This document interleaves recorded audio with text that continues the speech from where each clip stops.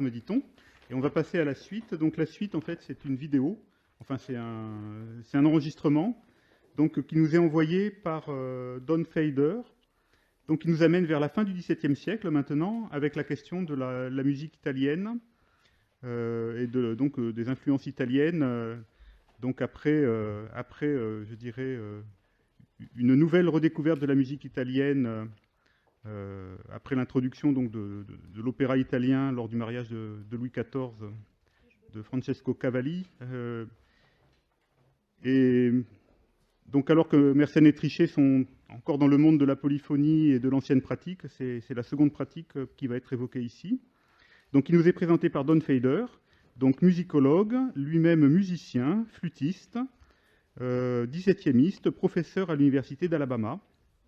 Voilà. C'est pas moi, hein, c'est lui. Non, on n'a pas de son. Je suis désolé que les circonstances ne me permettent. Bonjour, je suis désolé que les circonstances ne me permettent pas d'être avec vous. J'aimerais néanmoins remercier les organisateurs de leur travail et leur volonté de m'inviter, malgré toutes les difficultés. Je vous prie aussi de m'excuser de donner ma communication en anglais. Si vous avez des questions ou bien des commentaires, je vous invite de me contacter par email à l'adresse que je vous trouverai sur le support papier. The handout en anglais, comme on dit. A French composer's portefeuille. One of the major developments in French vocal music after the death of Lully was the renewed influence of the Italian style.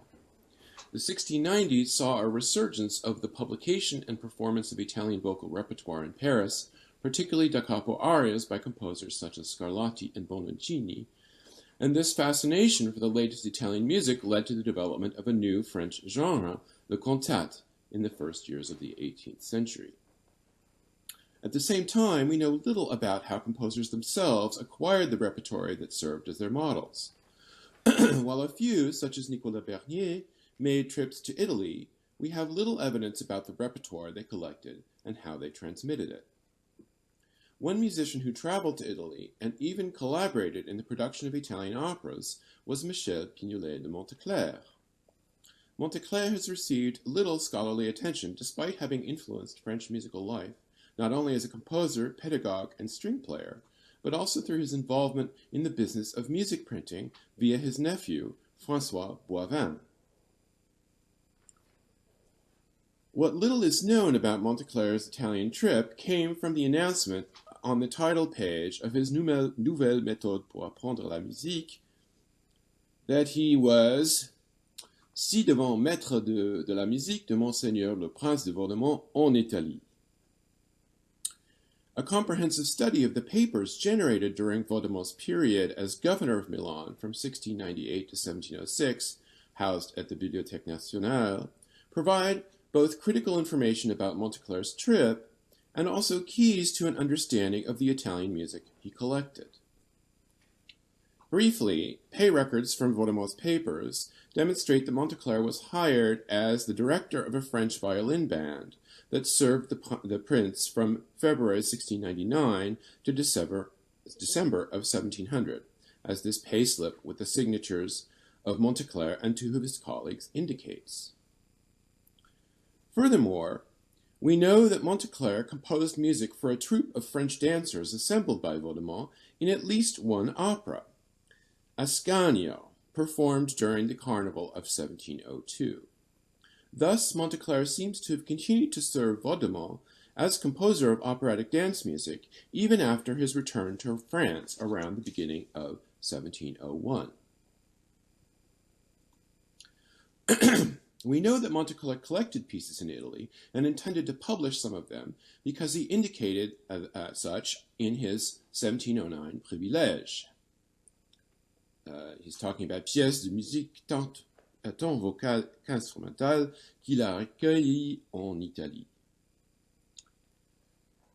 A list of his works from late in his career reveals that he published a collection advertised as a, quote, recueil de trio italien et français des meilleurs auteurs pour deux flûtes traversières, unquote, which has until now thought to be lost. However, it almost certainly corresponds to the premier recueil contenant 24 des plus beaux duos de l'abbé Steffani, de Bononcini, et d'autres bons auteurs, which was issued by Montéclair's nephew around 1725. Although the collection does not mention Montéclair in its title, and thus has not been recognized as stemming from him, he was clearly its compiler. Not only does the volume include several pieces attributed to him, but his publications are advertised, as you see here, at the bottom of the title page. As the title page indicates, the music was disposed in trio and issued in 3 part books, Flute 1, Flute 2, and Continuo. The pieces contained in the volume are largely transcriptions of Italian arias, mostly duets.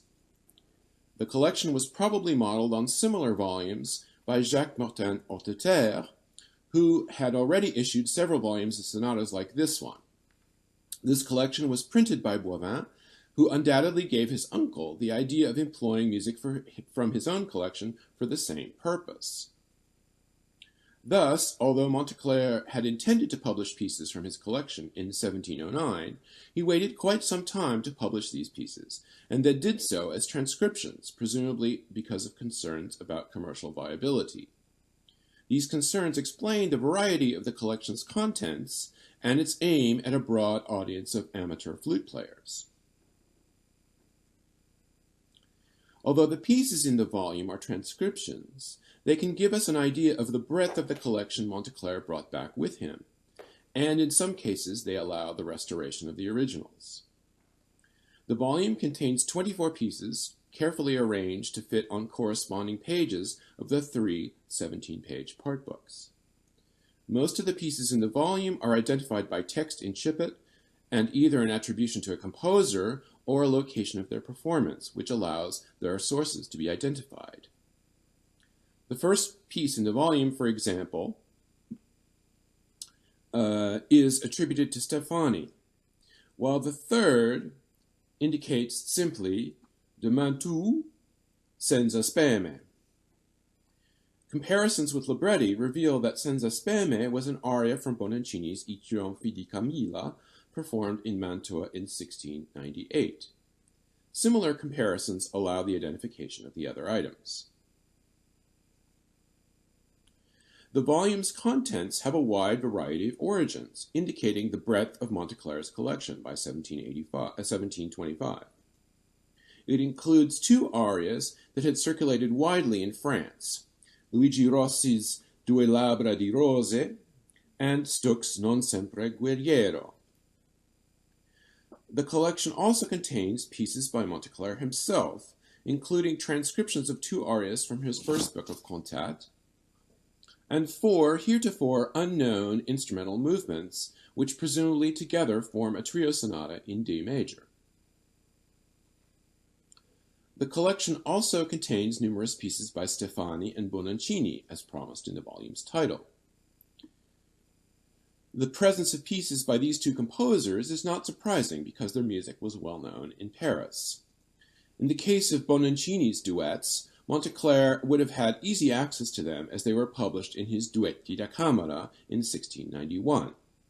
I'll come back to Steffani a bit later, as these pieces are almost certainly connected to Milan. The other bons auteurs reflect the repertoire Montéclair encountered during his stay in Italy, as several arias can be traced to Milan, or Mantua and Turin, operatic centers with connections to Milan. Without going into great detail, these connections included not only exchanges of French dancers, but most importantly, the librettist, Pietro da Verara.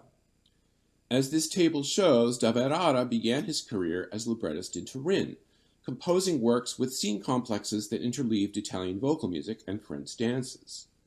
These dances were choreographed and performed by the maître de danse of the Savoy court, and accompanied by a mixed band of French and Italian players. Davarara composed numerous libretti for Milan, indicated here by light shading, beginning with Leace in 1694. He was, however, commissioned to write librettos for every new opera staged under Vaudémont until 1703.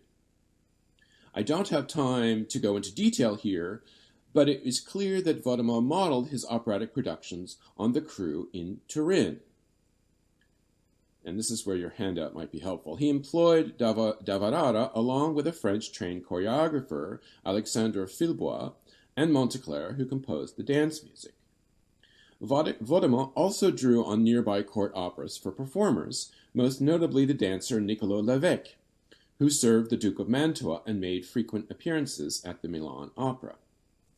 Both Filbois and Lévesque also danced on the stage of the Paris Opera, demonstrating their capacity to perform French-style theatrical dance.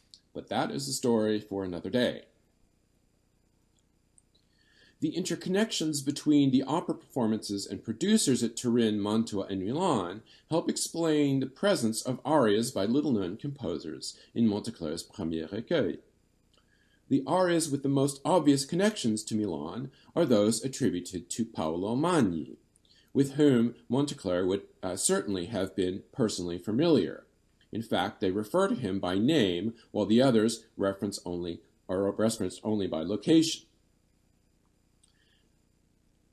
Magni was not only chapel master to Vaudémont, but composed numerous operas for Milan, of which Montéclair was present for at least one, Ariovisto, given shortly after his arrival.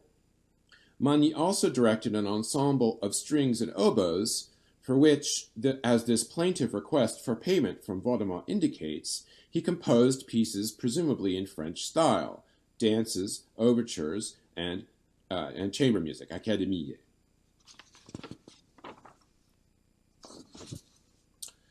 Magni's familiarity with the French style thus may have resulted from his interactions with Montéclair. Oh, here's the, sorry. There we go. These interactions are reflected in the contents of the premier recueil. All but one of the arias that stem from Milan and Mantua were produced during Montéclair's service to Vaudémont, when it would have been fairly easy for him to have copies made. The one aria whose date falls outside the period of Montéclair's service, Frasdegno, from Magni's Admetto, was produced in the same carnival as Ascanio, for which Montéclair contributed the dance music, demonstrating that Montéclair continued to act as a conduit for Milanese music after his return to France. While it makes sense that Montéclair might have copied arias from recent operas circulating in Milan, the volume also includes older pieces that have no obvious connection to Montéclair's trip. For example, Il mio nome from the Turinese production of I Gemelli Rivali of 1690, and a series of excerpts from operas by Steffani for Hanover, all but one from 1695. All of this repertoire is extremely rare. No score for I Gemelli Rivali has survived, and although Steffani's duets were extremely popular, those found in the premier recueil did not circulate widely. However, Montéclair had contact with several figures in Milan who had been in Hanover during the performance of these operas. They are the excerpts are most likely connected to Davarara. I Gemelli was his first opera for Turin, and the two operas by Steffani from 1695 were sung by his wife, Diana Aurelia, whom he married in defiance of his vows as abate. The couple fled to Hanover in 1695, where Aurelia sung in several court operas, and Steffani set at least one of Pietro's poems as a duetto, not one of these, unfortunately. Vaudémont also employed 4 oboists who had just been let go from the Hanover Court Orchestra after the death of the Elector in 1698. Thus, Montéclair would likely have had access to these arias through his contact with the Davararas or the musicians with whom he regularly collaborated. We can say, therefore, that the premier recueil provides an unusual window on the lively international exchange of repertoire between musicians in Milan under Vaudémont, a place that has been regarded largely as an operatic backwater until now.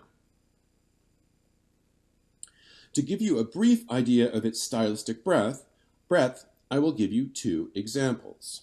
The first is a duet, Nel mio pianto, from the opera La Fede nei Tradimenti, which was probably composed by Luigi Mancia, another musician who had contacts in Hanover. He actually premiered an opera in 1697 at the Hanover Court Opera. This aria demonstrates a number of the characteristics found in Milanese operas that are quite unlike the music from the period by Scarlatti and Handel that are well known today. A preference for major keys and straightforward harmonic progressions, slow harmonic rhythm, regular phrasing, a liking for pedal points, and a melodic style that is easily singable with considerable repetition and frequent parallel motion. This is contrasted for variety with more contrapuntal sequential writing.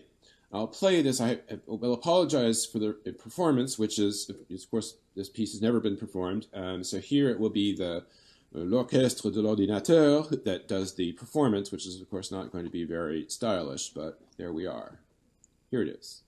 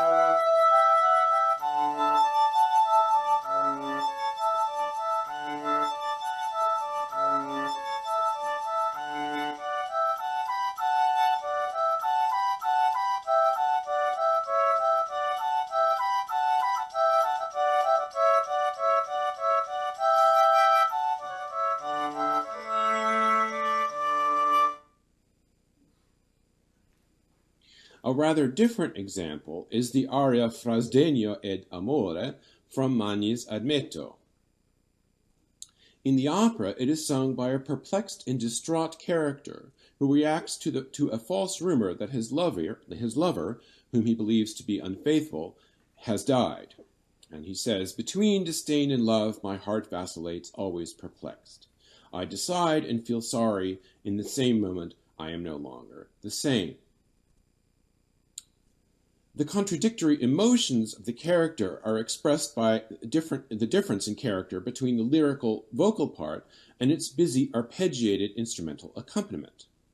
Furthermore, the ritornello is based on a folia variation, a play on the idea of madness and instability felt by the character. Here's the poor performance here.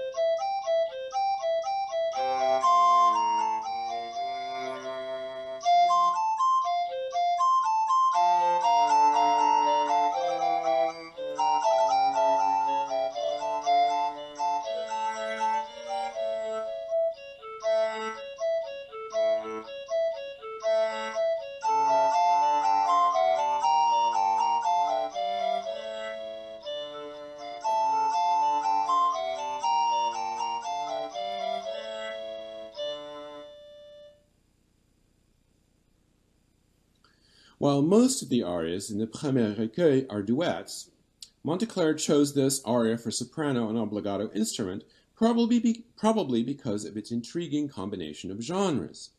The inventive idea of basing an aria on a folia obviously fascinated Montéclair, who employed many such genre combinations in his own cantate. While Montéclair's premier recueil did not appear until nearly a quarter of a century after his return to Italy in 1701, there are several indications that elements from his collection circulated in Paris considerably earlier. One of them comes from a collection, this one, entitled Livre des Amusements Lyriques, published by Pierre Riboud in 1705. The volume contains one Italian aria, Dolce speme ben ti conosco, labeled Air italien de l'Opéra de Milan. It corresponds to the text of another aria from Admetto. Thus, this aria and Frasdegno from the Premier Recueil are the only surviving fragments of this opera, and probably both stem from Montéclair's collection. In conclusion, Montéclair was one of the few French composers whose Italian connections can be traced in detail.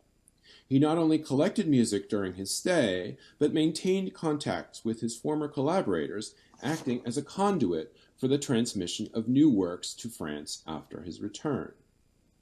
Although the pieces in the Premier Recueil represent only a small sample of Montéclair's collection, they shed new light not only on the transmission of Italian vocal music in France, but they also provide new insights into the models that French composers utilized in the development of the French cantate. Furthermore, the Recueil demonstrates the influence of Italian vocal music from outside of the major centers of Venice, Rome, and Naples. This vocal music is in a style quite different from most of the Italian music that is well known today, and may well tell us something about the French taste for Italian music in the period. Finally, the contents of the Recueil let us peek behind the veil of the composer's workshop, revealing Montéclair's interest in a style that employed various musical topics for expressive purposes, a feature that is found frequently in his own music, both Italian and French. Thank you. Merci bien.